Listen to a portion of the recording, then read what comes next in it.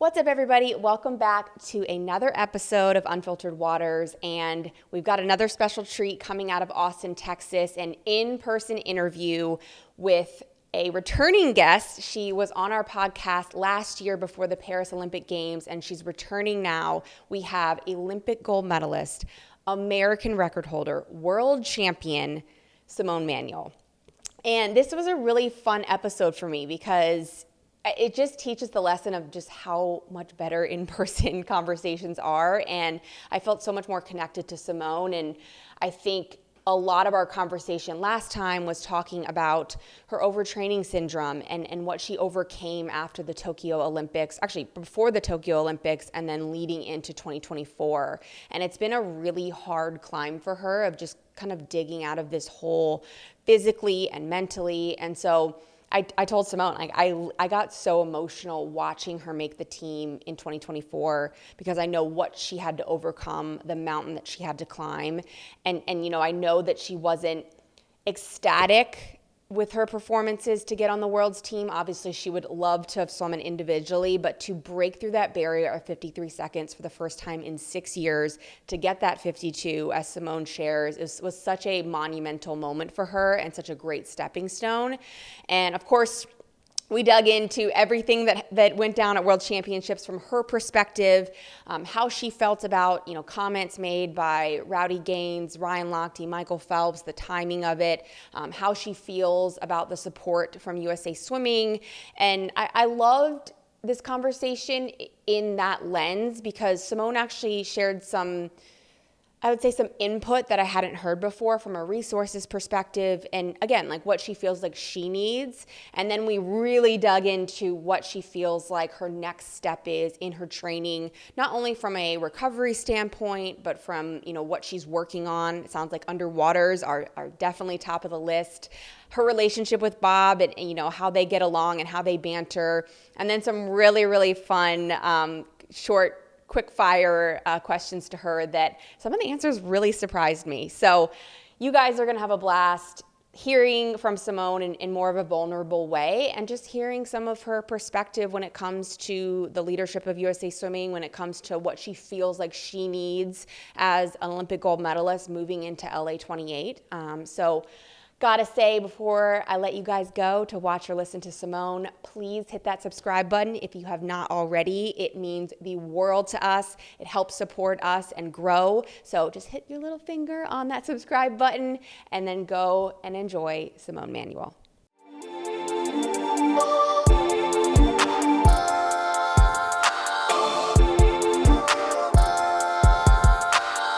What's up, Unfiltered Waters family? I'm just popping in post-workout here to share my experience with taking IM8's Daily Ultimate Essentials supplement.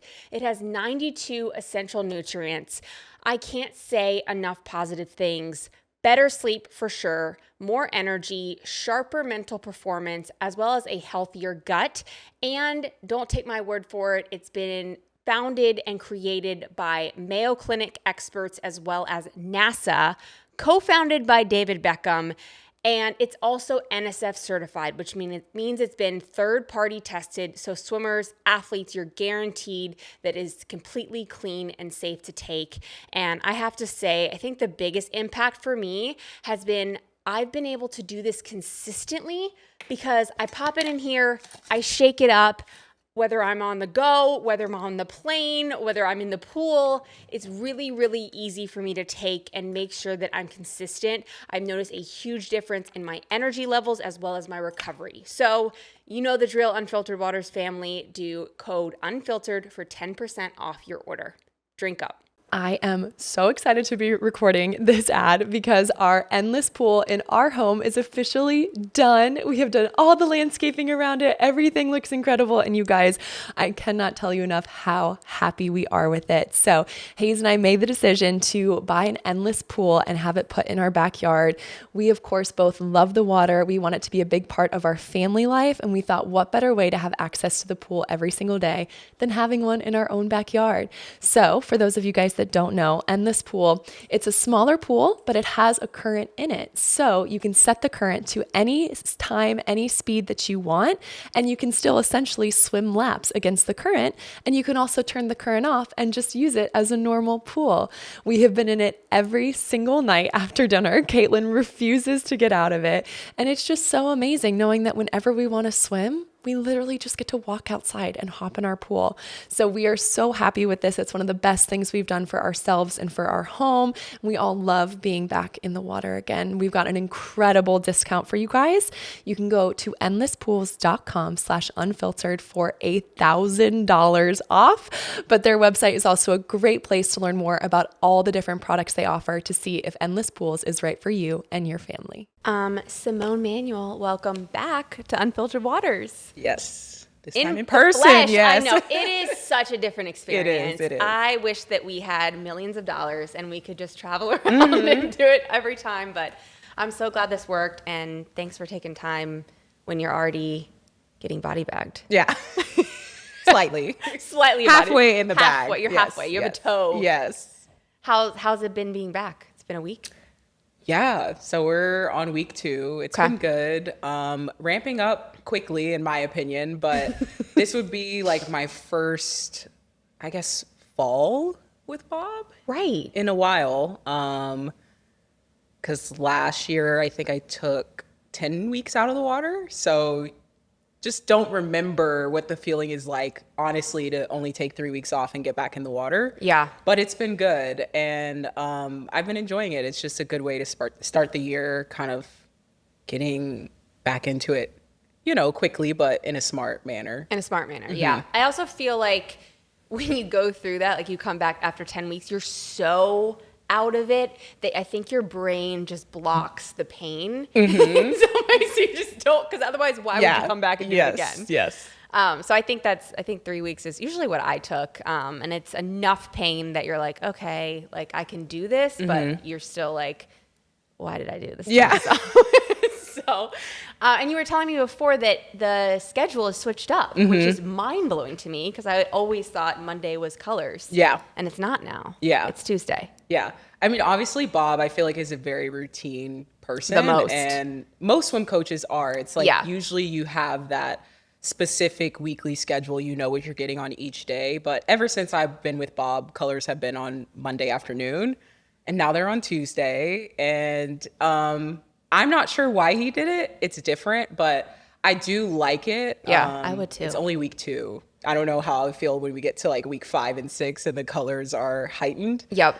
But just not coming in on Monday morning and having that like colors anxiety for Monday PM just feels real. So much better. And especially coming off the weekend, I think it kind of like is tough for your second practice of the week. So just kind of switching it up and doing something different on Monday and then still hitting it at the beginning of the week on Tuesday, I feel like has just, from more than anything, a mental standpoint, has helped a lot.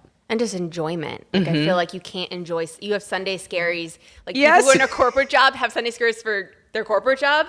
We have Sunday scaries for colors. Yeah, you're like, you can't even really get through the Monday morning practice peacefully. You're just like, intrusive thoughts. I know I can't be the only one that feels that way. So you're not. I think a lot of people on the team are like excited about that. That's and awesome. It's on a single day. And I think that helps a lot. Yeah, that's even better. Yeah. Cool. All right. Well, I feel like we should just get right into it. So there's been let's get right into it. But I want to talk about just your performances. And I just want to preface this conversation. Ever since you and I and Missy chatted, before the trials, before Paris, it's been really emotional for me to watch you. I'm serious. Aww. Like, I think I teared up, watching your 100 at Olympic trials last year because I just feel like you've had to overcome so much. And I got beaten to the ground. I didn't have overtraining syndrome, but I know that feeling of feeling like you're in a hole, trying to battle out of it. And so to see you actually, I never did battle out of it. Like, and to see you do that just really hit me in the feels. And so, thank you. Yeah. And so I think now seeing, you go 52 for the first time since 2019, such a barrier. I want to hear how that felt and just how you felt about the summer overall. And then we can get into all the tea. Yeah. I mean, I have mixed feelings about the summer. Yeah. I think a lot of swimmers, but definitely myself, I have really high expectations, especially with knowing what my best times are. Right. It's really been a challenge for me to not compare who I was, you know, in my 2017, 2019 prime to where I am today. But as you mentioned, like everything I've overcome, I constantly remind myself I have to give myself grace, and there's a lot to be really proud of.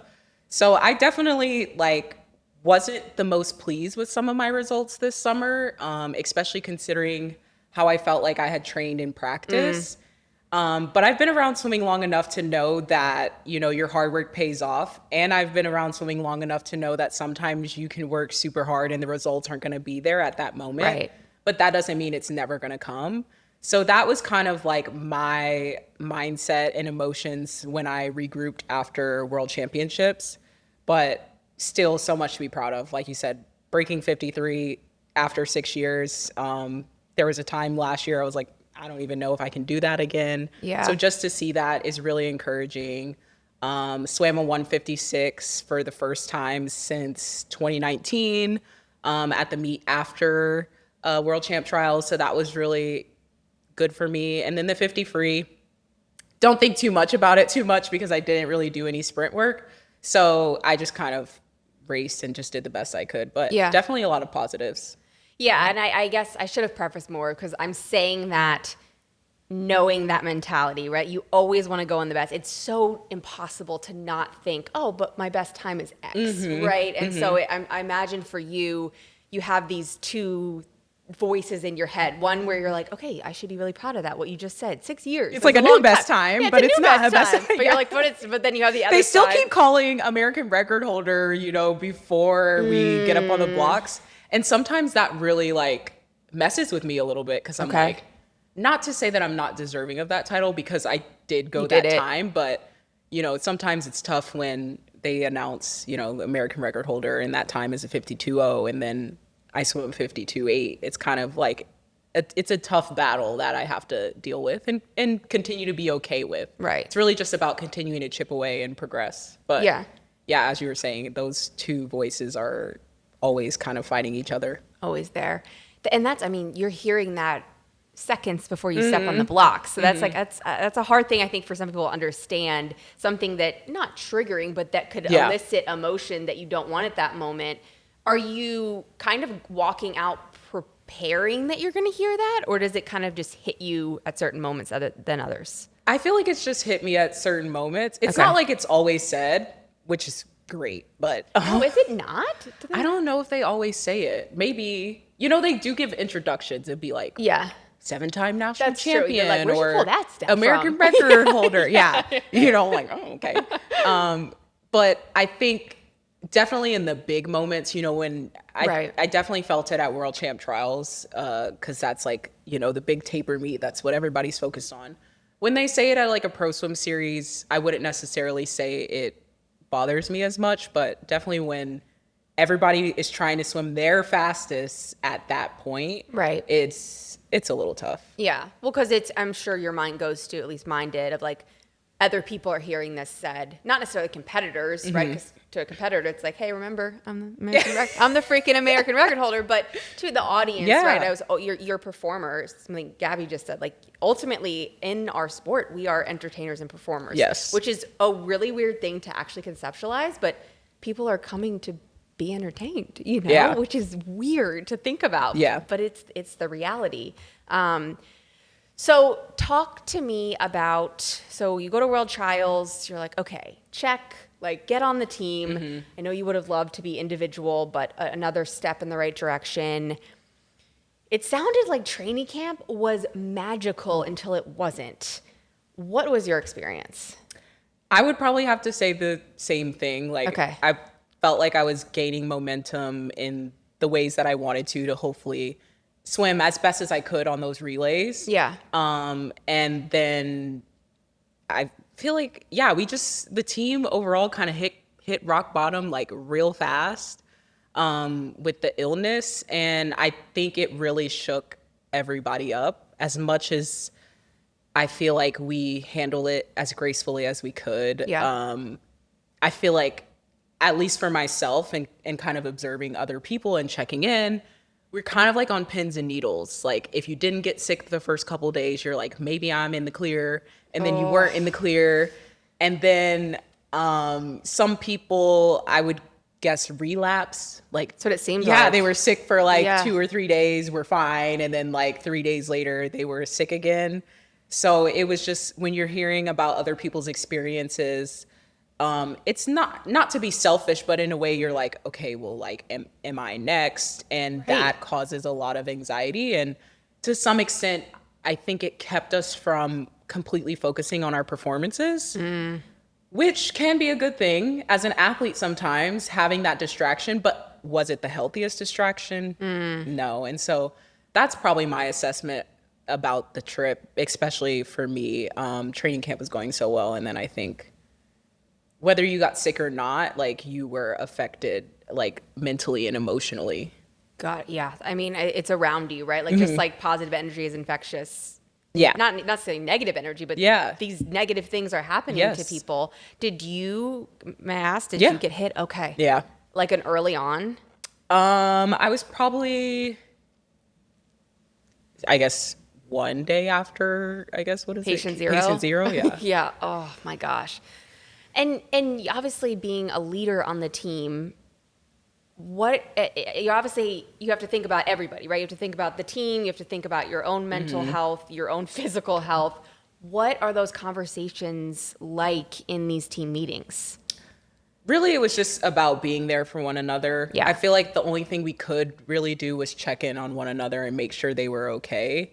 And that is, I think, what helped our team pull through. It wasn't like, oh, I'm not sick, I'm not worried about other people, or I'm more sick than you type of thing. It really was genuinely everybody just trying to like band together, build some positive energy and momentum. And of course, the cliche statement, but it's very true, like control what you can control. Yeah. And it really was about just trying to get yourself as healthy as possible to race as fast as you could. Yeah. Like no one could fault anybody if they didn't perform well or if they showed up and weren't in the most positive attitude, because I think that there was a real level of care, respect, and empathy for the entire team and each individual. And I think that was something that, it was kind of a trip from hell.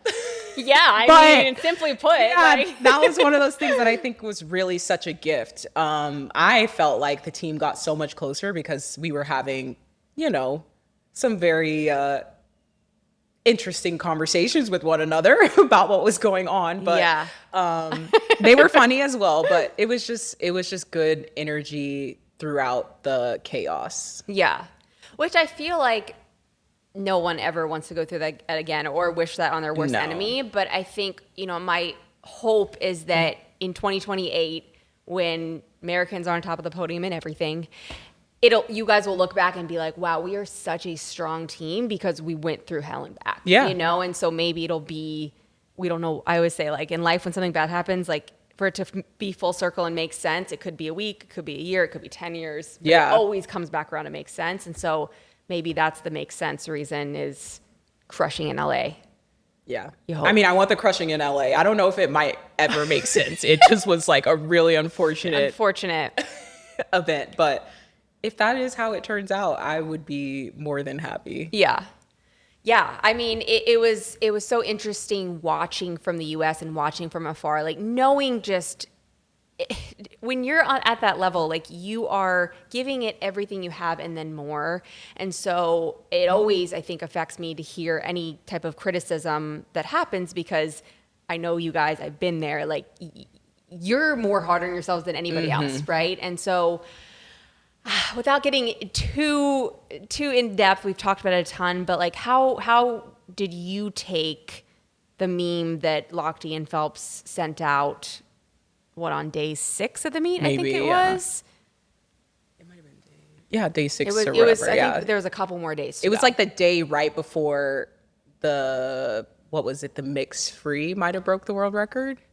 Yes. I mean, then it was like day 6, because I think the mix free is day 7. Yes. Yeah. I just remember, the next day was just like Yeah, you guys crushed it. I don't want to speak for Lily, but Lily was fired up. She's like, now what? And I was like, that's the energy. Was that happening like in a team meeting? Well, no. When I saw it, I mean, initially when I saw the meme, I was kind of like, but it kind of went over my head. I'm not someone that's really on social media a lot during competition. Obviously, for reasons like this. Yeah. Yeah. Good job. I saw it and I was like, okay, that's like a little mean, a little hurtful, but I didn't emotionally, I guess, attach myself to the situation. Okay. Even though I knew in some regard that I felt like it was pointed towards the team. And I felt like it was obviously pointed towards, in some ways, the organization. Yeah. I feel like there was 2 spears, shooting out of one arrow. Or I guess, what is it? Bow. I'm like making different metaphors now. I was like, yes. Wait, 2 spears. 2 bow. I'm so bad at these things. 2 arrows. 2 arrows. 2 arrows. Yeah. Yes. We got there. We got there. You guys get it. But yeah, I mean, I think it definitely fired people up. But also at the same time, I don't think it did anything because we were already dealing with so much that at the end of the day, it wouldn't have done us any good to use our emotions to like kind of, I guess, get back at them or prove them wrong.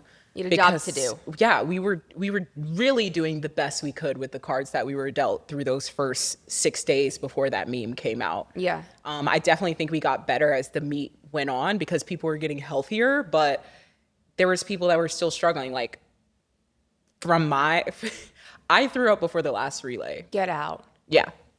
Like you just like it was small barf, but I did. Like, I mean, small like my or stomach big, was just throwing upset. up. Like, yeah. and oh my gosh. I mean, you guys are hearing it first, but like no one knows that when I'm about to dive in for 100 free and try to post the best split I could. I mean, I went a 52.8. Good for me. Like at least happy that I was able to perform well, but your thoughts are not as positive as you want them to be before you can before you compete. And I think that was what was going on, especially through the first couple of days. Like you always feel nervous as a swimmer, you know, when you taper and you get ready to compete.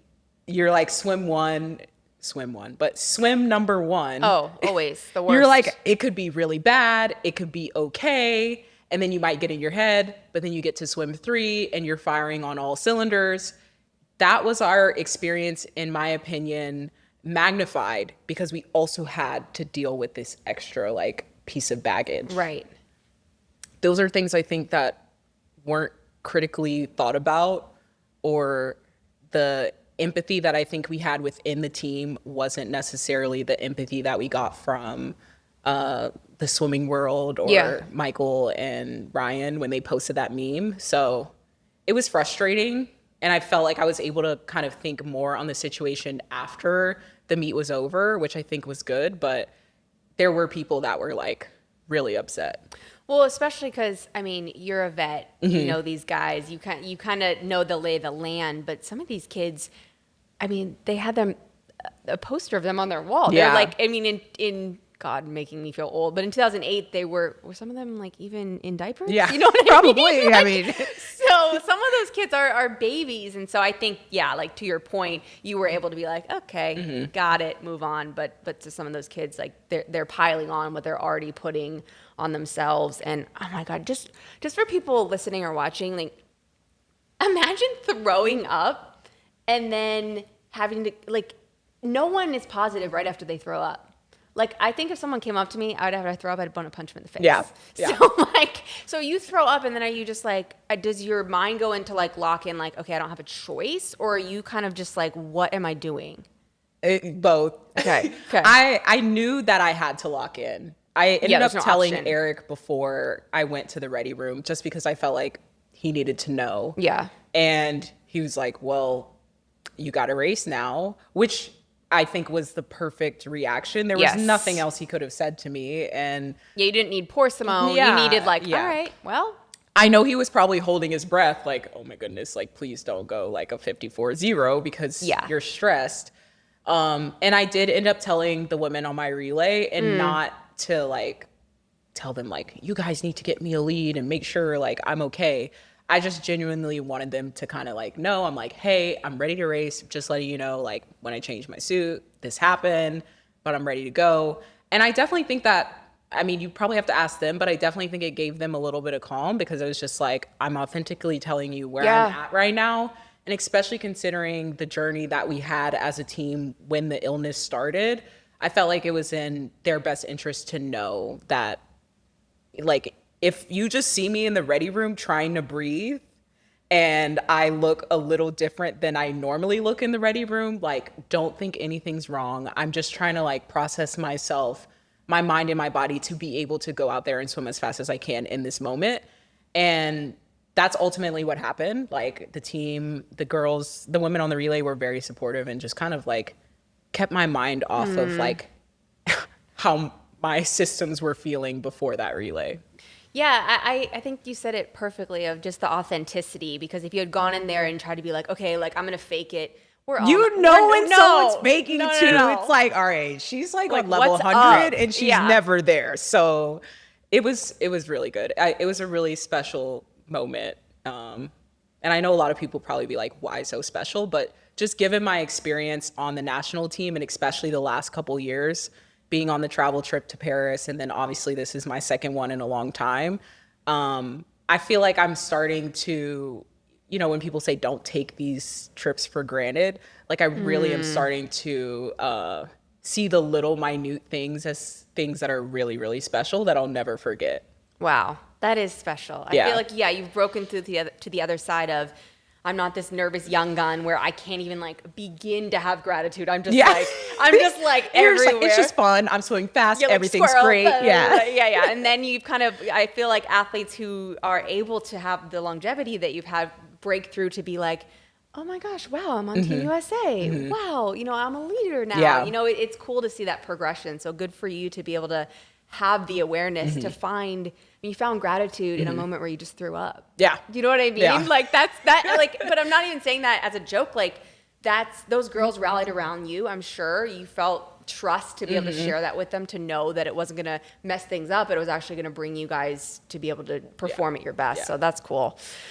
So the meet ends, and you mentioned, obviously, you didn't give it time to, you know, kind of sink in. The meet finishes, you get to take a break. And I know you have differing thoughts, and I guess I'll preface before we even jump into this is, I think that it's like when someone gets in a fight like a boyfriend and girlfriend and everyone has all these emotions and they say things they don't mean, I feel like there's validity on both sides in certain perspectives. I just think things get blown out of proportion online, not sitting down face to face. I wish everyone could just get in a big room. And so I'm just gonna preface with that. Yeah. I don't know what your thoughts are on it. Yeah, I think what was a meme is so like minimal in a way. I think their message was definitely massive with the meme itself, but there wasn't a lot of context or nuance in terms of what was put out there. And so I think when Michael kind of came out and said, I was basically talking about the organization, not the team itself, it made a lot of sense. But my biggest gripe is just the timing. Like, if you're going to put that out there, don't put that out there in the middle of the competition. But then also at the same time, I recognize that probably timing for him and when he wanted the message kind of having more visibility, it had to be put out during that timing. So it's kind of like weighing the pros and cons of like, yes, maybe this will be, as you mentioned before, one of these full circle moments that at the time, terrible decision. Shouldn't say terrible, but I think a lot of people think it was terrible. Ill-timed. Ill-timed decision. But maybe when we get to the other side and hopefully see the changes that he suggested, and maybe some of the changes that I think a lot of us, or I'll just speak for myself, probably feel is needed, then we'll look back on it and be like, you know, it all worked out, because if maybe he hadn't done it at this timing, we wouldn't be really moving the needle as quickly as we need to. Yeah. Yeah. What are your things that you feel like would be better support as an athlete? I mean, definitely number one for me would be national team support. I don't feel as though we're probably getting all the necessary support that we need to get. I definitely think that with Greg being in the position as the national team director, I think he's had a lot of eyes on what's been going on in a way as a elite coach, as a Stanford coach, as a coach that's been on national team trips and has spoken to athletes, has spoken to me when I was training under him and telling him some of my concerns and issues. I definitely feel like he has a really good lens on some of what national team athletes and athletes as a whole in the organization need. But that would definitely be my number one thing. It's really hard to be in this sport. Yeah. Oh yeah. Especially from a financial perspective. And I think in some ways when we look at the budget or we look at what, the CEO is offered in a lot of these high level positions, their salary's going up and our stipend is staying the same. Yeah.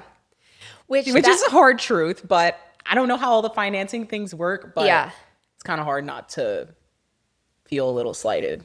For sure. I mean, I think, the CEO salary, obviously, I put myself in your guys' position. I mean, even when I was swimming, like, I feel like it just wasn't as talked up. I think social media, Bobby said this when we had a conversation, is just brought everything and information to the forefront. So it's like, I can't even remember people talking about that because just information wasn't readily available. And it's a positive thing, I think. I think more transparency is a good thing.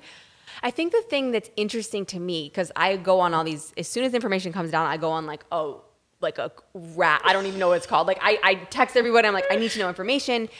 And I found out, and I wish this was more public knowledge, and maybe it is, and I just don't realize, but there was apparently like a vote with the athlete stipend to, instead of increase it for like a select few, it was to spread it around to more athletes. And that's why it hasn't increased, to my knowledge.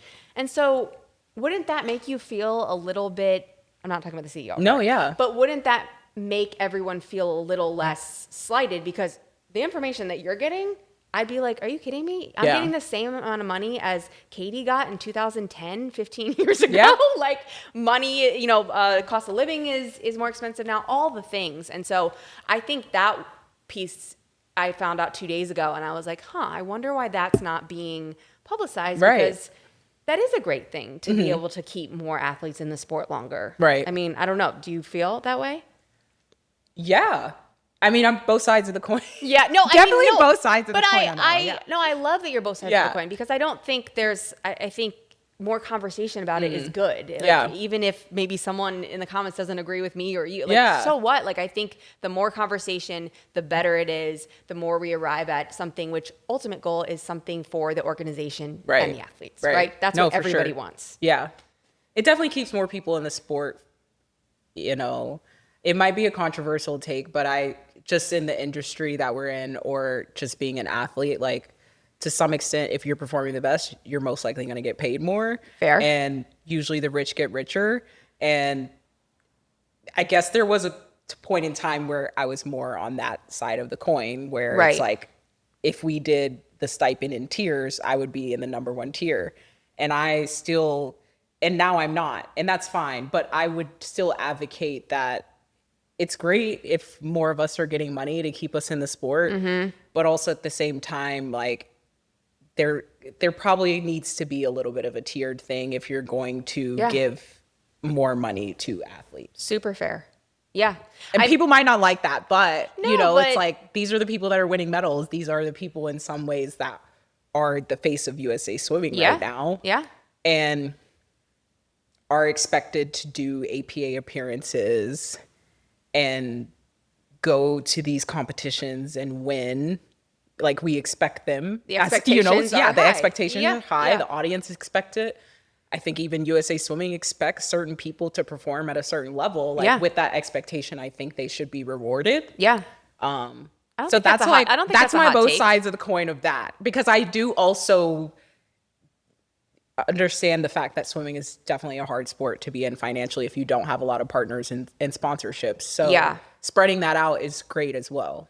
Yeah. I mean, I think that's why there's so much conversation.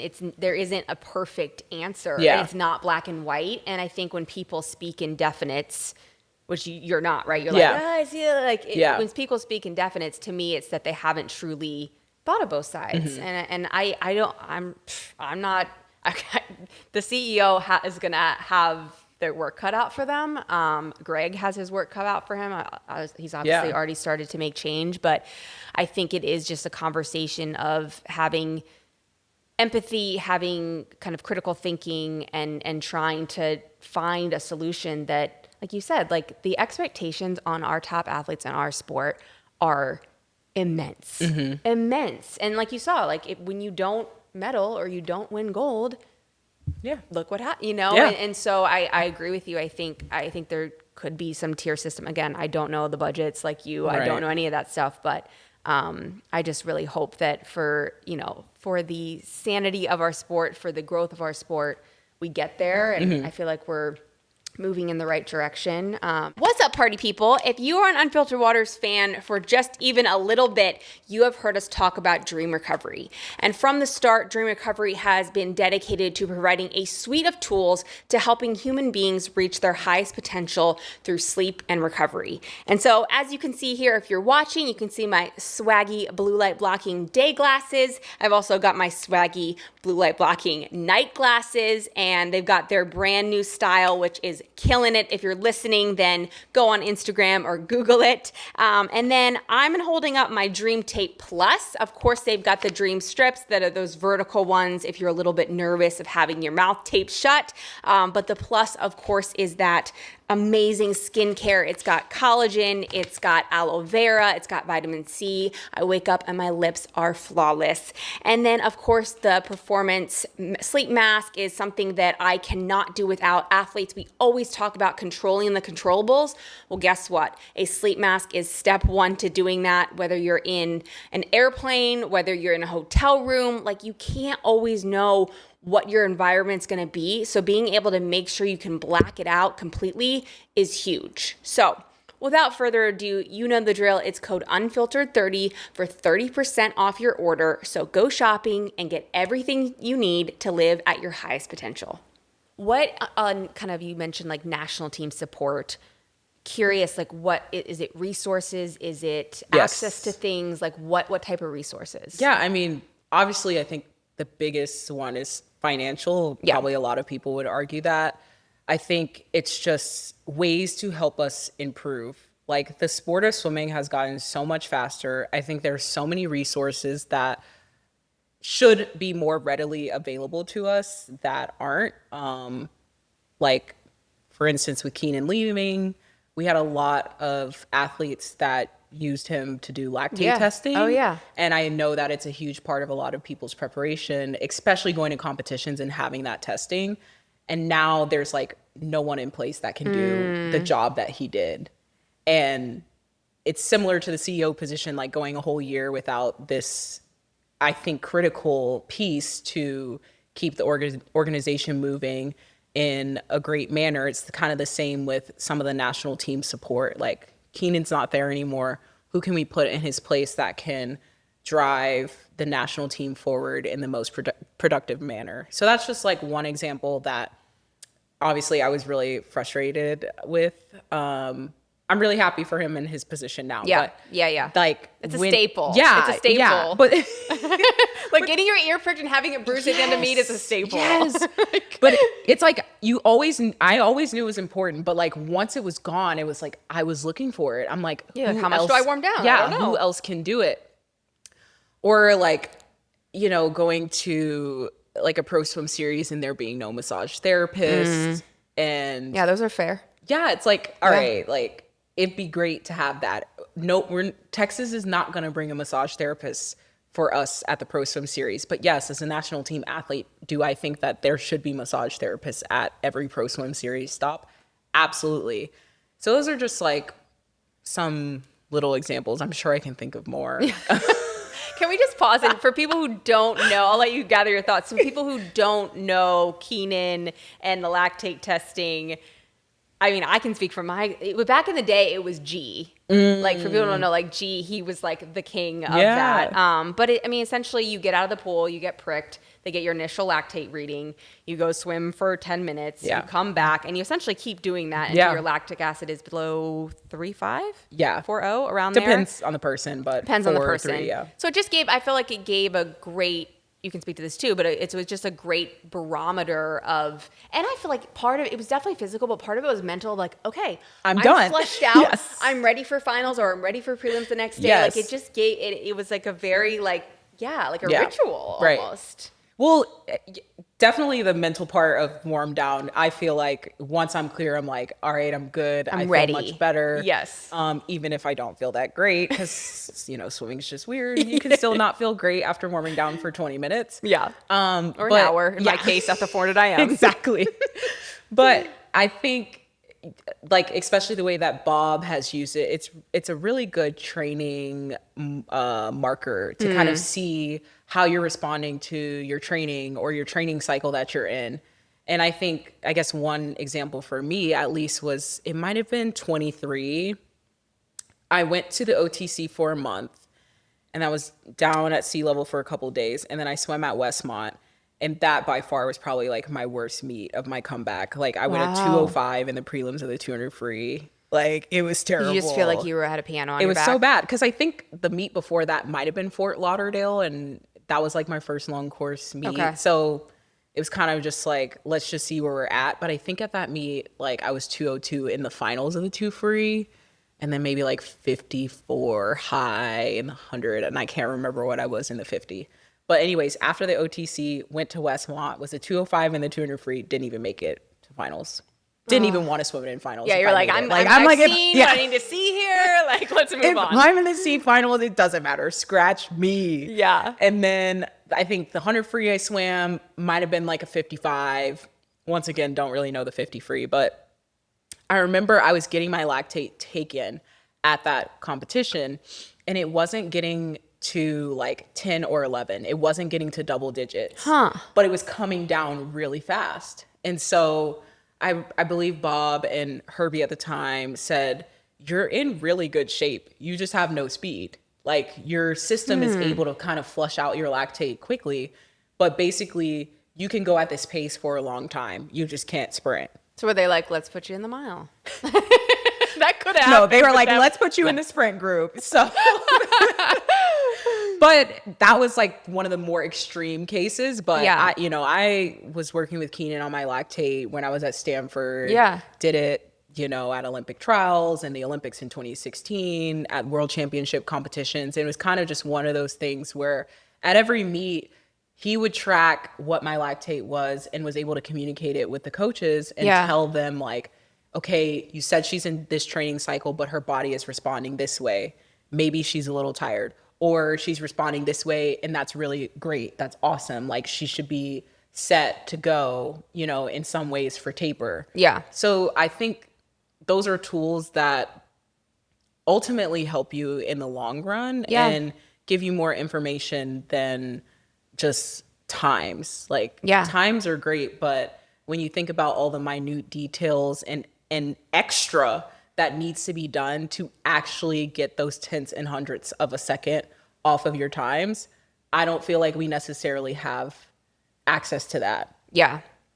Like, we used to get blood work done for free, and I don't think we have access to that anymore either. Oh, that's like all the little things that make up being an Olympic champion. It comes out of pocket for me. It comes out of pocket. Yeah. No, I mean, that's all very valid and all things that is, I think, if you're an outsider or you're just looking in the comments, you're not realizing like those aren't going to be itemized on your Instagram. Right.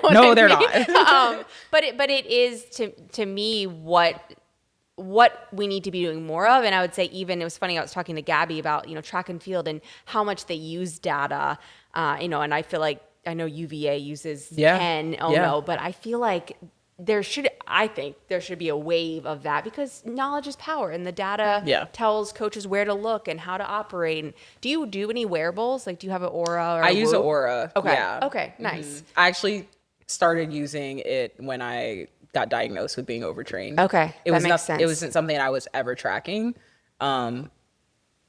which I probably should have known a little better.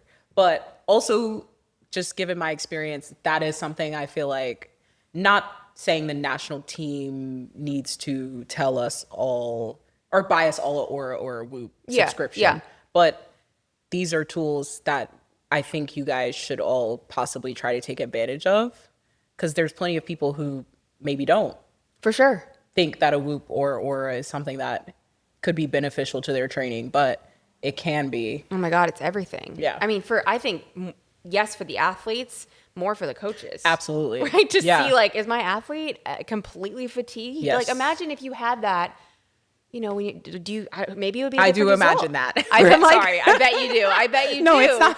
It's fine. But yeah, but I can, like, if I can tell when I'm possibly going to get sick. You'll see a couple of days where it's like my heart rate is high, my HRV is low, and it's a lot easier, which Bob is really good at listening to these things too, but it's a lot easier to just say, hey, Bob, like, I am feeling unwell.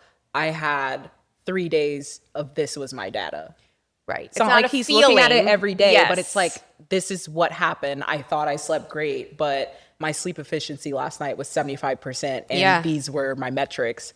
And it's a lot easier, I think, for them to compartmentalize and digest, like, when an athlete says they're not feeling well, because the data backs it up as well. Yeah, I mean, coaches respond way better to data than feeling. They do. They're like, oh, you feel good? That doesn't matter, you know? That's like, true. You know, like, you'd be like, excuse me, it's right here. Like, and it makes sense, because, like, that, as a coach, that's their job to push, you know? Yeah. So, what do you, like, are you like that in training, like, with your times? And like, are you someone who really pays attention to, like, here's what I hit on my colors, here's what, you know, do you track all of those things? Yes and no. Okay. So I actually keep every practice, or just about every practice. Bob puts it on a paper. Like, I grab the wet piece of paper, fold it up, let it dry in my locker. That's such effort. I love that. I'll probably make an Instagram post about it. I've been wanting to post about it for a while, but can you just print you off an extra one so you don't have to, like, go to all the links to do that? Like, I like the authenticity of the crumbled up paper sometimes.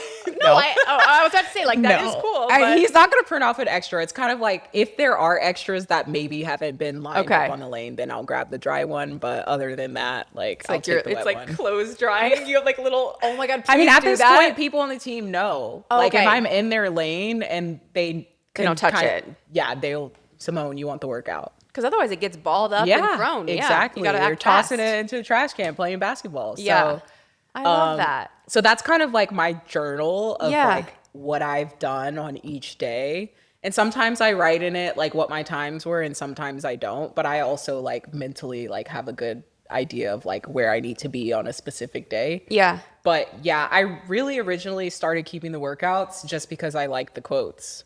I mean, the quotes are good. I know. He picks some good quotes. He does. Like, so, but then it started to be, more than anything, just like a visual representation of the work that I put in. Yeah. And I felt like I started this when I got to ASU, and I felt like at times, like, I really needed it when I wasn't seeing the progress that I wanted to, time-wise, or at competitions during my comeback. So just to at least see, like, no, Simone, I know it's not perfect and you're not where you want to be, but, like, you have a stack of, like, 60 workouts that no matter what your times were that day, you showed up and you tried your best and you worked as hard as you could that day. And now it's just been something that I feel like I'm going to do until, like, I retire. But oh my God, you're going to have binders on binders. Yes. Like, how big is it? It's big. Like, I feel like the binding on the binder is, like, coming off. Oh my God, you definitely need I need to see a picture of it. Do you have a picture of it? I don't have a picture of it, but I didn't actually put the workouts in a binder for this last season. Okay. It's just, like, in a bucket. Like, so I need to get a binder and put those in the binder, and then I have the ones from this season in my locker, because it's not that many right now. Yeah, I love that so much. And young athletes, please do this. I think it goes ignored a lot. You know, we have a dry land business, and I'll ask like, okay, like, you know, was today a good day? Or like, do you keep track? And kids are like, oh, I don't know, you know, and that's not everybody, but I just think it's a lesson of you can't draw confidence from thin air. You can't. It has to be from something. And I think like having actually physical, even like, you know, writing your phone, it doesn't quite do the same thing. So that's sick. I think more people should do that. Yeah. They made fun of me at the beginning, but now I don't know. They probably still make fun of me secretly, but now at least my teammates will not throw it away, and I think that's so special. That's so special. I'm like the last person to finish warm down. Like Bob's like calling people out of the pool to have like a quick chit chat. I'm still like going 50 meters behind, so you're clearing your lactic acid. Oh gosh, they haven't thrown it away. Thank goodness. That's very courteous. Yes. I feel like it's a kind teammate to not do that. That would be hard too, because I feel like I had a thing where I was like, I just like want, especially if it was a bad practice, I'm like, I need to like get rid of this evidence, and I'm just gonna like grab it and throw it away, especially colors. Well, at least you can just write on the paper, bad. Yep. Bad. This don't was revisit. Yeah.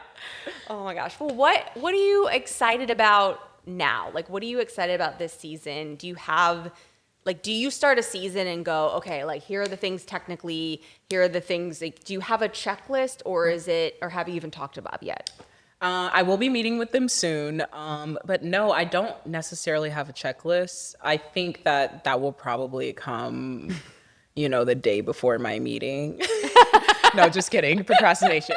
Are you supposed to come with a checklist? No. Oh, okay. You never know. They haven't told me yet. So I think it's just about taking things up a notch a little bit in terms of like, I guess in some ways my professionalism. Okay. Which Bob has kind of,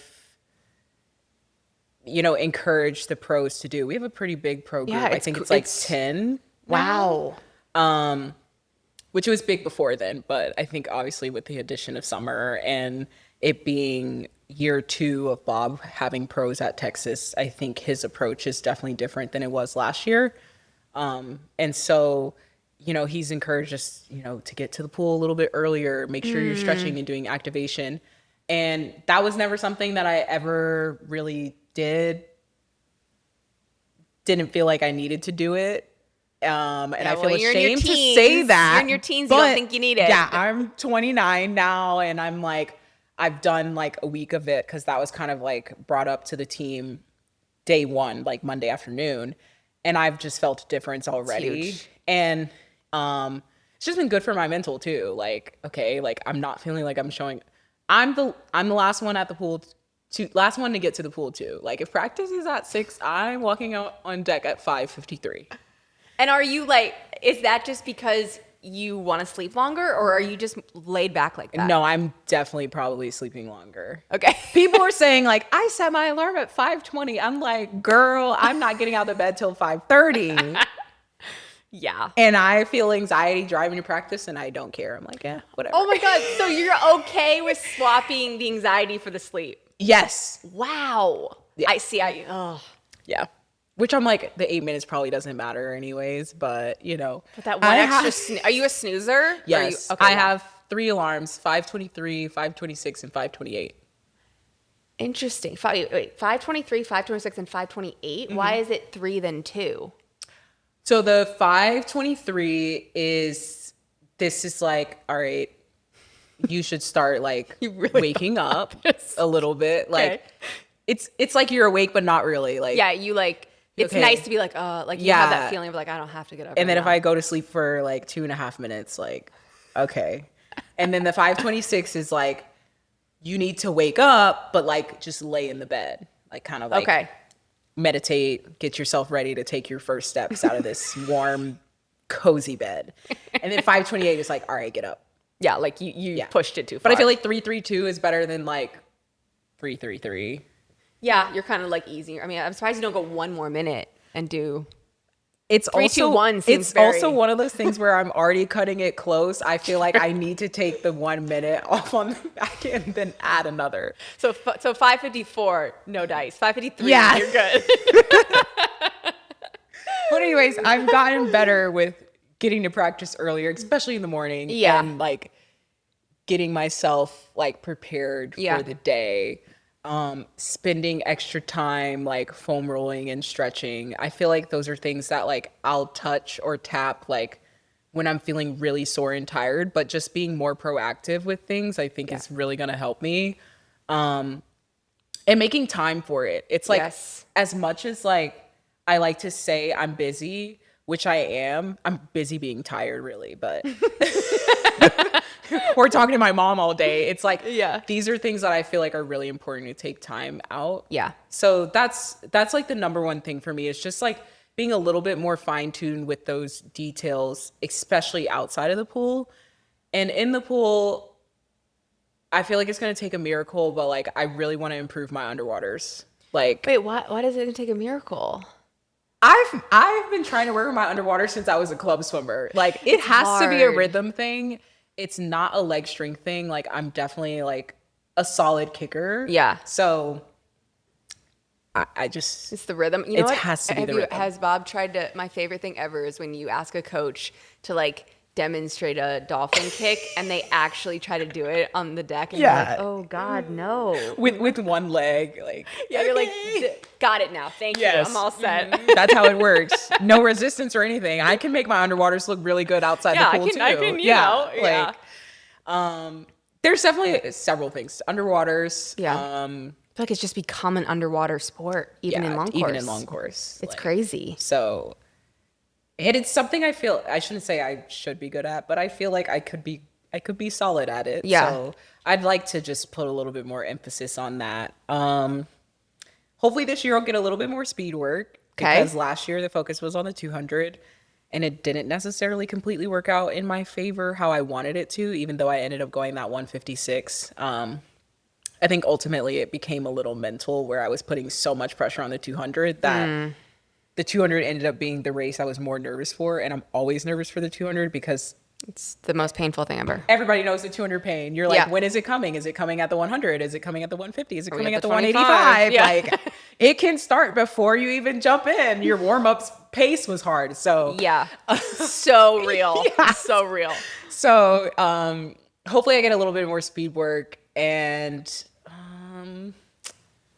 just getting stronger. Like overall, I feel like the years that I've spent kind of making my comeback have all been different. And this year I feel like hopefully will be the most normal year that I have had. I mean, 23 was 23. That was, or what was it? How long did I take off? 6 months? So I got in the water in 22. That's just a story enough in itself. And then 23 into 24, like there was just so much anxiety heading into Olympic trials being close and still like seeing my results from 2022 and not feeling like I couldn't even make the team. Like there was just so much mentally and physically and emotionally during that time. And then I think coming off of Paris and then taking that time off and then moving in January to Austin, that was just a lot. Yeah, it was just a lot. So this is like the first year in a while that I feel like can hopefully be normal. Yeah. I took my 3 weeks off after Worlds. I am back in with the team, with the group at the same time. And I feel like I actually have a whole complete year cycle to hopefully see some success at Pan Pacs. That I think is what I'm the most excited for. Home turf. Yeah. So there's definitely I think a lot that I can improve on. And I think that's what's always exciting and encouraging is like, even at 29 years old, there's so many pieces of my swimming that I can pick apart and hopefully improve on. Yeah. I mean, that's what keeps you interested, keeps you going like that. I mean, if you were like nothing, I'd be like, well, okay. That's when I need to stop. You're like, I'm all set. Yeah. So yeah, I'm excited about the season. It started off really well, and I mean, I guess I don't know if I can really say that. It's only been a week and a half, but I mean, that's how many practices? Like 12 practices? Yeah, 10 enough. Practices? And enough to be like, okay. Yeah, but just every time I've taken a break since 21, I've come back each year stronger. So I'm hoping that trend continues. Yeah. Yeah. Oh, I'm excited to watch you because I've watched from afar and seen it progress. I also feel like the underwater piece, you know, we work with athletes on, like, we hammer the dynamic warm up, hammer foam rolling, and there's a lot to be said for how tight athletes are with soft tissue work and how much it has helped their underwaters by really committing to like foam rolling, like lats and like, I mean, like a everyday Hip flexors, everything. Hip flexors. Yeah. I mean, that was the biggest thing. My comeback didn't happen because of my blood clot, but I was similar to your age and I committed hardcore to doing that 30 minutes every single day. And it was life changing. Yeah. So it sucks with the lats, but like it's so worth it. Yeah. So I'm excited to see that. I feel like I definitely focus on recovery. I've had to focus on recovery, especially after being overtrained. But I feel like I've done kind of like the easy recovery, like, oh yeah, I'm watching TV and Normatecing. Yeah, like, I'm just sitting here. Yeah. So now I definitely think it's really important to put a lot of more energy and emphasis into it. Yeah. Yeah. It's just, I feel like it just comes with being an older athlete and like how you sustain. Yeah. Unfortunately, like you get older and I can't tell you it gets better. I accept it. To say that I'm 29 and still doing this. I know people have definitely done it at an older age than myself, but I mean, it's still cool to look around and be like, all right, I'm 29 and I'm still hanging in there. So I'm not going to say I'm old. I feel like people would also be mad at me if I said I was old at 29 years old. Yeah. So you just keep that to yourself over there. I don't claim it, but I'm older in the sport, but I'm not old. And I think that, you know, it's really cool to kind of still be around. It's really cool. Did you think I always play this game with myself, like when you were, you know, at your first Olympics and you looked at people that were in their upper 20s, 30s, and they would always be like, oh, just wait, you know, and I felt like I was like, okay, whatever. Yeah. Do you now understand what they're saying? No.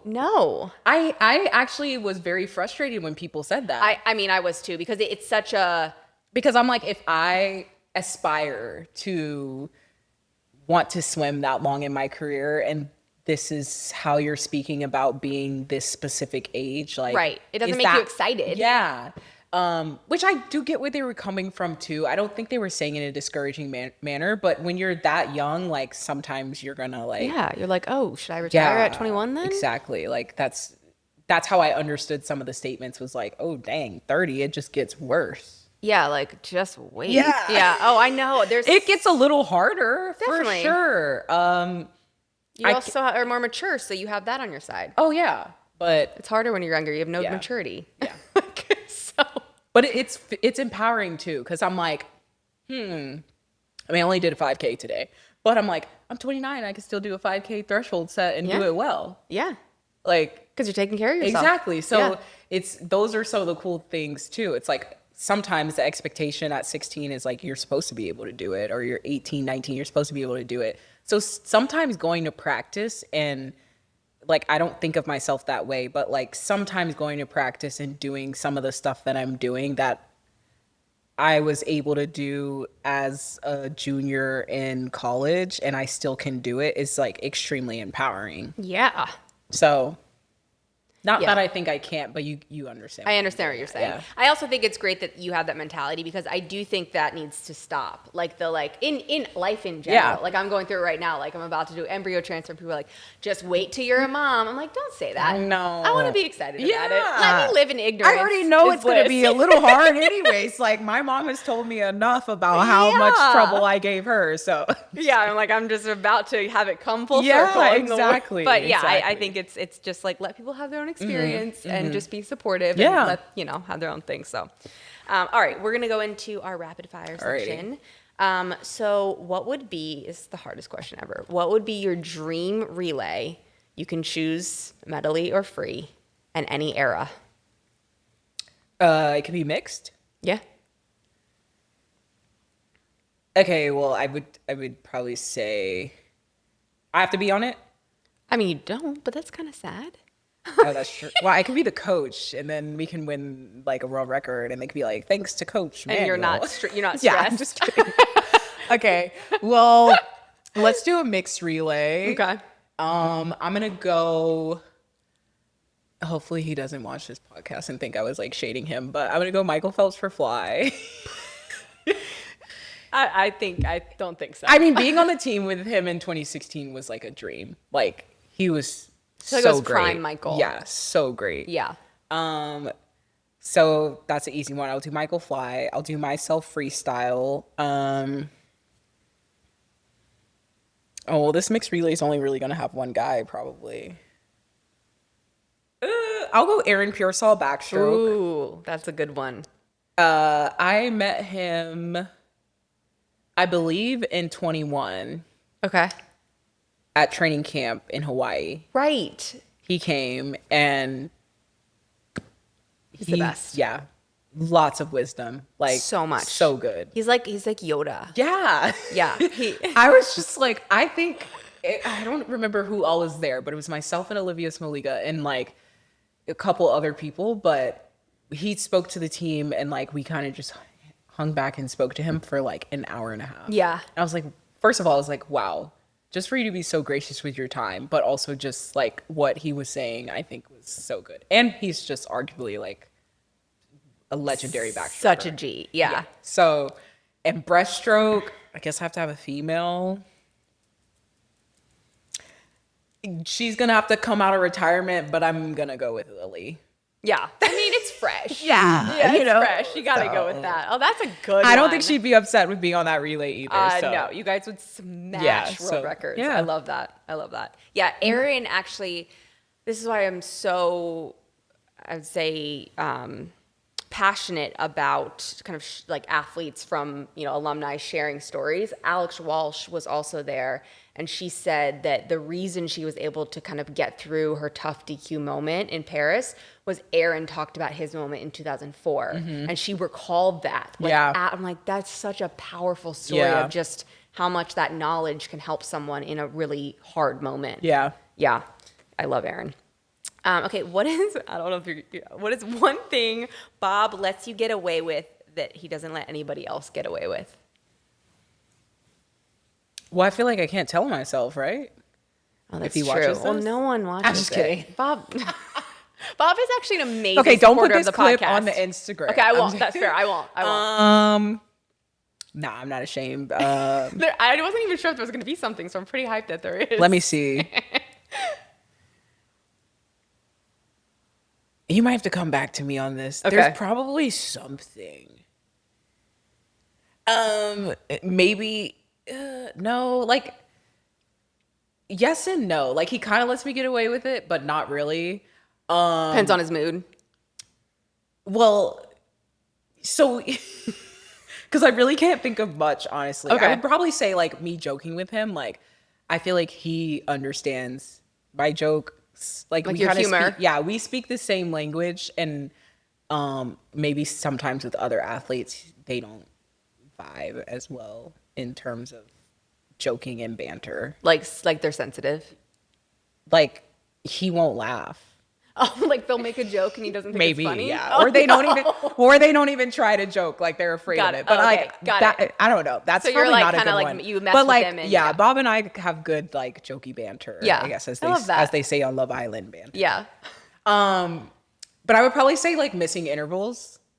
Okay. Yeah. That's nice. Some people he'll get more upset with. Like myself, it's kind of like sometimes it's expected for me to miss an interval. Like if it's threshold type No, stuff like or what? this crazy underwater sets. Like Like 825s underwater on 20? Is that one? no, they're on 15.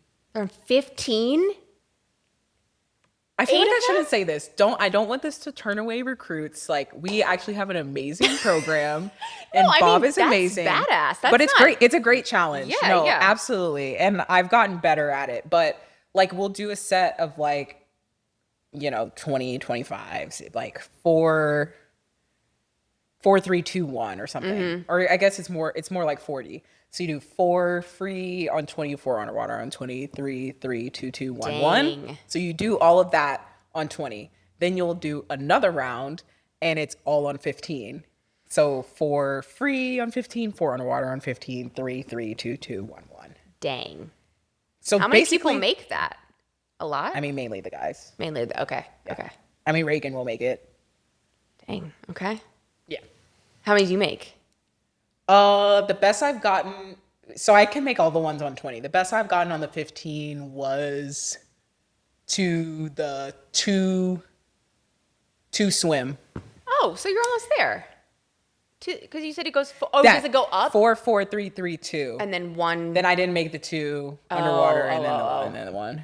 No, that's not that far. No, it's actually fine. Yeah. But that was like week 4 of doing it. Kind of like not that same pattern, but kind of in that same ballpark of the 15. And one day he did get on me. He was like, "You need to go faster on the 20." And I was like, "Well, I'm trying to make more on the 15." And he's like, "It's fine, Simone. I know you're not going to make all of them anyways."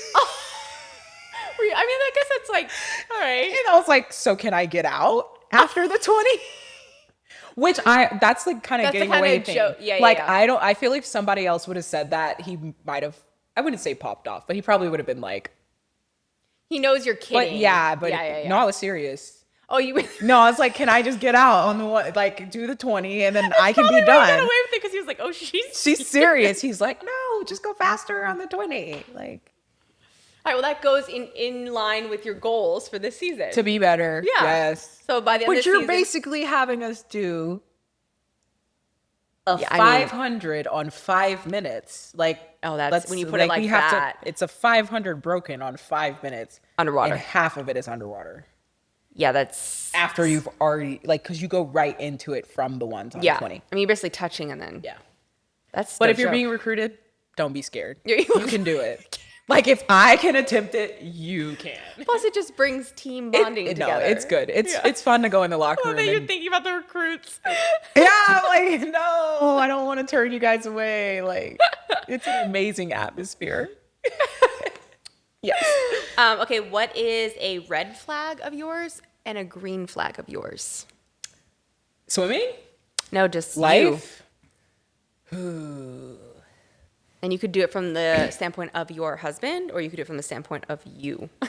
Some people don't like to give themselves green flags and red flags. No, I mean, I guess the biggest red flag is I can read someone's message and like just not respond. Like, just because it kind of like goes out of your head? Because I don't want to respond then. Oh. Because you're just like, I'm not in the mood to text back. But then do you get back to them? I do get back to them. Okay, that's... You know when you think someone's going to continue to have a conversation with you and you're not ready for it? Yeah. Yeah. And you're just like, okay. Yeah. I mean, that's... Honestly... It's not good. Because then I forget to respond, even though like my intention was actually to respond. It's just at that timing I can't. You're just like... You almost need like an emoji to be like, hey, I see you. I hear you. I can't... I'm not in the mood to respond. Don't take it personally. You need like an emoji.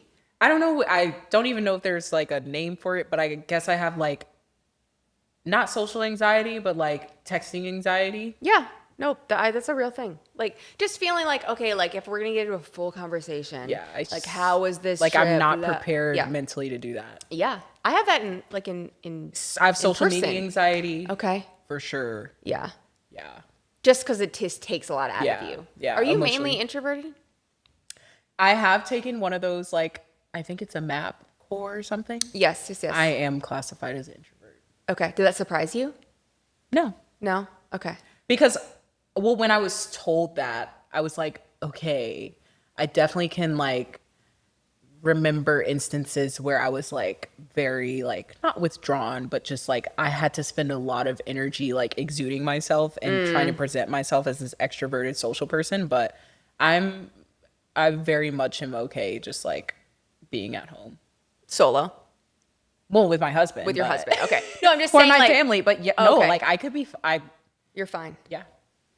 Wow, I'm so bad at being alone.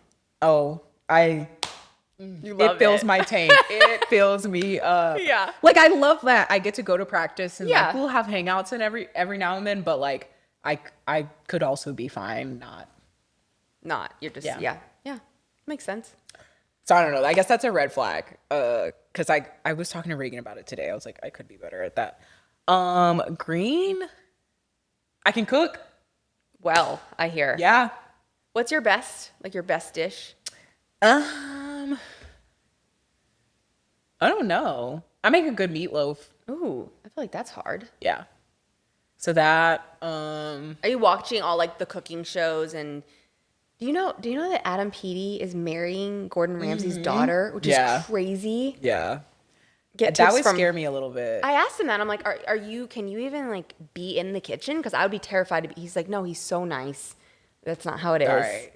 I wish I could see that too, but I still would be like, as he's eating my food. You're like shaking hand in the plate. I didn't put enough salt. Like the eggs are scrambled a little too hard today. Yeah, so I would say definitely I make a really good meatloaf. I make a good baked chicken. Okay. You cooking as every a night? swimmers, you have to have a lot of protein. No. No. Okay. I try to make batches of stuff. Yeah. And I do get a lot of help though. My husband is also a very good cook. Oh, that's so nice. He learned from me though. Okay. So any skill he has is credit to you. Yeah. Fair. And he would agree with that? He better. Yeah. Like, it'd be a long ride home, you know? Going to sleep mad. Yeah. No. But I don't season the proteins. I know that sounds crazy. Like it's just Like he seasons all of our proteins he seasons. interesting. Yeah. Okay. The more you guys know, I guess. Yeah. Would never guessed. I guess you're not on social media, so this question may not be good, but like in your algorithm right now, like what is the main thing that comes up? I've seen a lot of mukbangs. What? What is that? That's like people just eating food. like just eating, it's like ASMR. Oh, and they're just chewing? They're just eating like, what are those? Like bulldog noodles. I've seen a lot of people. I don't know. I haven't tried them yet. Have you? No. Oh, okay.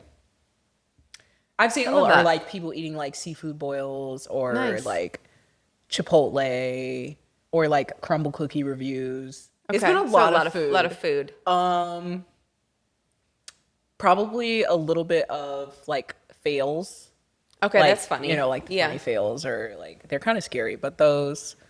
And then like some fashion, like random dresses or outfits. I like that. Yeah. By the way, petition. I was talking to Gabby about this, about to have athletes or swimmers be able to come in a fit before finals. Don't you think that would be awesome? It's crazy because I was literally talking to my mom about that before last season.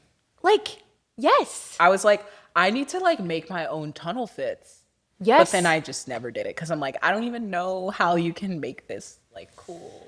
I know. I was thinking that because obviously like, you're then going to go get wet. Outside the doors of the natatorium. I feel like epic. Like, people will be like, Simone. All right. Maybe we'll try it. But I do think that, I think what's behind it is really important because it's going to show, think about, I mean, I'm obsessed with Sophie Cunningham. Like, and why are we obsessed with her? Because you see her, she's also a baller, but like when you see her coming in and has her fits, it shows her personality. Like we need to know swimmers' personalities because that's what brands want to see. That's, you know, like that's what sells the entertainment. Yeah. And so it's funny. you probably didn't even notice. It's so sad. So at NCAA's, I made this little basket that had like brushes and like concealer. Because I was like, this sucks. The athletes have to go on the podium.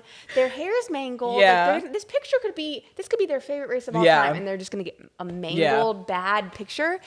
And so NCAA's, the girls loved it. Yeah. I was like, I'm going to do it at World Trials again. I went all my own money, no one else's.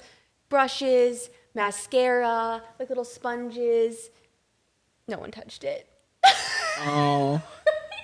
And NBC, it was like not enough time for the winner. Yeah, it was kind of like it was rapid fire. So I like wrote a little note to you guys. And then one time I saw someone on the podium, it looked like extra brush. And I texted Nikki and I was like, did they use the basket? And she was like, no. I was like, yeah, I just keep my cap on. Yeah. It's not going to get any better than this right now. I know. Like, unfortunately. But I that is sweet though.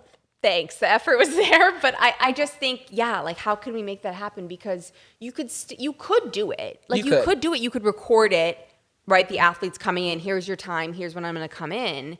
Why are we not doing that? I'm working on that. You do it. Would you? I'm going to start getting. I would participate. Yeah, for sure. Like, I mean, the best that I've been able to do has been my shoes. Yeah. Like, That's I'm like, how I'm going to bring swimmers- some flashy, like, tennis shoes or something. But Yeah. other than that, I'm like, the sweatshirt and the joggers are going on. The grout fit Right. is going on. Yeah, because like why Yeah. would you? You know? Yeah. Okay. Pin that. Last question before our final three. Favorite Disney princess? I'll have to go with Tiana. Nice. It's a good one. Yeah. That's a really good one. Mine's Mulan. Such a warrior. That is a good one. Yeah. I watched her a lot as a child. Yeah. Just like Let's get down. the best Yeah, soundtrack you can, ever. like, yeah. I listened to that like 3 weeks As ago. she's going up the pole with the She like puts the weights around and she's like the arrow. Back to the arrow. That one's up there for sure. Yeah. All right. I'm curious if these have changed since the last time we talked. So, moment or memory outside the sport of swimming that's brought you the most joy? I don't want to say the same thing, but I'm definitely gonna have to go with my wedding. Yeah. Every time I'm around family, it always gets brought up too. So I was like, it wasn't just like memorable for me. It was Yeah. memorable for other people. So I think that was really special. Are you guys going to do the 10-year thing trend that I'm starting to create? We'll see. Okay. We'll see. It's just too much. I don't know. I have to convince Denzel. He absolutely loved our huge wedding. Yeah. But I think he was totally fine with a small one. Oh, okay. So it was a lot for him. Yeah. Okay. Like, He's pretty introverted. Yes? yes. Okay. Yeah. So it's probably like, even that was probably like a big deal. Well, I mean, the elopement was like very intimate. I absolutely loved it. I actually would have been fine with only doing the elopement. Okay. But, you know, sometimes you have to please your parents. Love Yeah. you, Bob. But she really wanted that. Yes. And I'm glad she also convinced me to do it too, though, because it ended up being so fun. But Denzel was kind of the same. He could have been fine with a small one. So I feel like if we did something for the 10 years, it's probably going to be like a little bit more intimate. Okay. That makes sense. Okay. Moment or memory inside the sport of swimming that's brought you the most joy? I'll go with the most recent one. Definitely breaking 50. Yeah. Like, Yeah. super special. Yeah. It's kind of like, I feel like maybe Katie talked about this, or maybe she didn't, but when she broke the world record in the 800 in Fort Lauderdale. Yes. Like, I had chills, like, but I think what resonated with me the most was just, you know, training with her for so long and seeing how hard she had worked and just knowing the extensive pressure that she's been under. I feel like every time she competes, people expect a world record or for her to win. And to just see her break that world record after so many years at the age she's at, which is not old, but I feel like people in a way had written her off a little bit, and just to see, probably from afar, because obviously I'm not there in Gainesville training with her, but I know that she works hard, that she continued to like have this belief that she could continue to improve and be better than her best self. Like, that resonated with me a lot, because that's obviously what I'm striving for. And just to actually see that example, it gave me chills, and it was just like, okay, like I feel even more inspired to continue to do what I'm hopefully trying to achieve, because it is possible. Like, because I had so many doubts. I still do at times. And so then to kind of like, not in the same vein, but kind of do that in my own way and break that barrier again, that just felt in a way a little bit elusive. Like, was just like a good, I guess. I don't really know where I'm going with this, but that was just like a really special moment. And I wouldn't say she helped me do that, but just to see that was really inspiring. Yeah. Well, I just think the barrier thing is so, for some reason, our human mind, like, you know, the difference between a 52.91 and a 53.00, that's 9/100ths of a second. Isn't that crazy that like you would feel so, I guess, right? Would you not feel so different? I think I was like a 53. I was a 53.09 last year when I swam in Irvine coming off the OTC. So I thought like that 52 was going to happen at trials. So, but you know, swimming, a tenth, 2/10. Oh. You think it's like, oh, maybe I'll just have a quicker reaction time or better finish. It's not how it works. No, and then you, of course, you dissect the entire race, and you're like, could it have been there? Could it have been there? Could it have been there? You try again, and you go slower, or you go the same time. Yeah. So to finally drop those couple of tenths was like massive chef's kiss. breakthrough. Yeah. All right, last one. What is a word that motivates you, inspires you, or encompasses who you want to be on the daily? I'm still going with unfinished. Love that. And then the second one, though, would be hungry. Hungry. Yeah. I want to stay hungry, like, just to be better. Yeah, I like that. I think you can be hungry and unfinished all at the same time. Yeah. So I'm hungry for literally dinner. and figuratively. Yeah, I'm also literally hungry right now, and I'm very excited for our Mexican. Yes. But yes, I think it's been really, really, really cool to see your journey. And this year, I just like feel, even though it was through a screen last time, like your energy, your calm, your confidence, it is vastly different. So it's gonna be a weapon time this year. Hopefully. Yeah.